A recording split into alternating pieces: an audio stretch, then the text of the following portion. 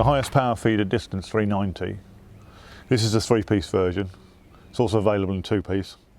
This is where you need to push that little bit further. So if you're casting into a big wind, or pushing big feeders up to and over 100 metres, this is the tool. It's also very good for rivers. It's got a casting weight up to 160 grams.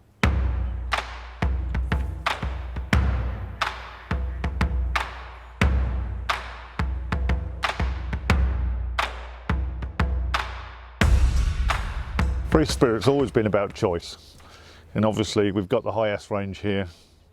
You can see a cork version, an abbreviated version. I personally prefer the abbreviated versions, but obviously we realise there's traditionalists out there who like cork, so we're offering both versions in all the rods we do in the high S range. The real seat we use on the high S series is a Fuji TV SM seat.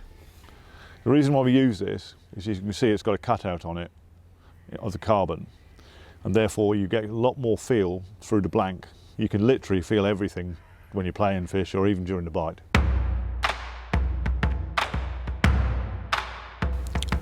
On the highest range we use a very exclusive low resin Japanese carbon. It's a very, very good material to work with. It means that we can make very slim, very light, responsive blanks. And one of the key things about it is the fact that, being very low resin, the rods don't soften at all. On top of the actual carbon itself is an additional carbon, which is a 1K weave. This gives the rod an attractive finish, but also doesn't carry any paint or lacquer.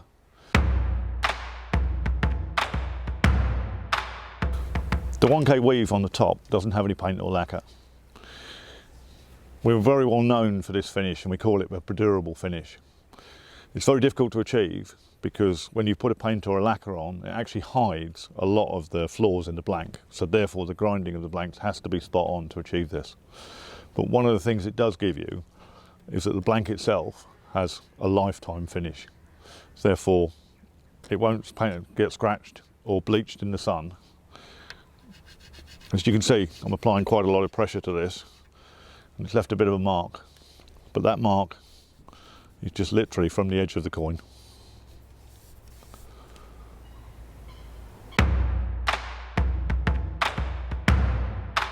The guides we use are actually what we would term anti-frap.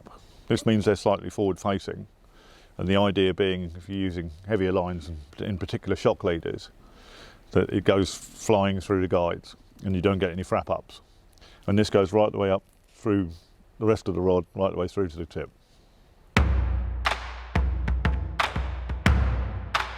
The quiver tips on the high S range are a bit special. We've actually made a bit of a name for ourselves with these, because these are actually hollow and made from the same carbon as the actual rod itself. This has some advantages in that the feel through the quiver tip is just so much better. Obviously, being hollow, it's hollow to hollow, and there's no flat spots either in the rod. And for casting and fish playing, there's just a much more even curve of the rod.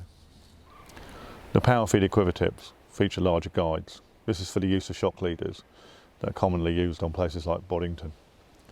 On the cart feeder range, the guide is smaller, and again this keeps the tip more responsive. The highest rods feature a hook keeper on the side of the blank. This means it's out of the way when you're casting. Being fixed, it's much easier to put the hook into as well.